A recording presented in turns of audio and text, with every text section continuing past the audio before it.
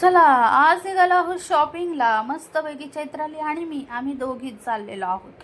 आणि आम्ही कुठे चाललेलो आहोत तर पुण्यामध्ये चाललेलो आहोत रविवार पेठमध्ये शॉपिंग करायला, तीही साडीची.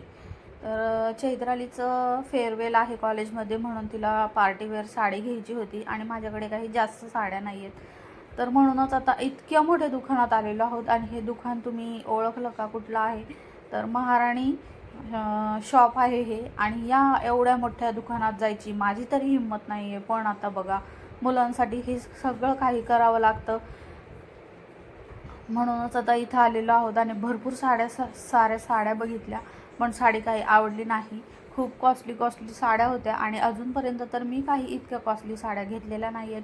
पण आता मुलांसाठी हे सगळं आपल्याला करावंच लागतं.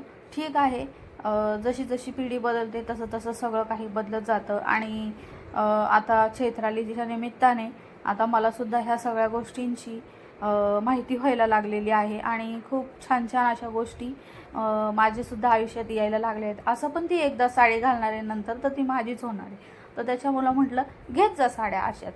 आणि बघा आता खूप ठिकाणी फिरून फिरून दमलो आणि शेवटी खायला सगळं घेतलं.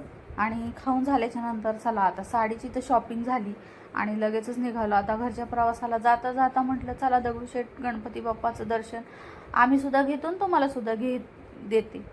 पण ते काही शक्य झालं नाही. त्या बाहेरच्या काचमध्ये सगळी दुकानं दिसत होती.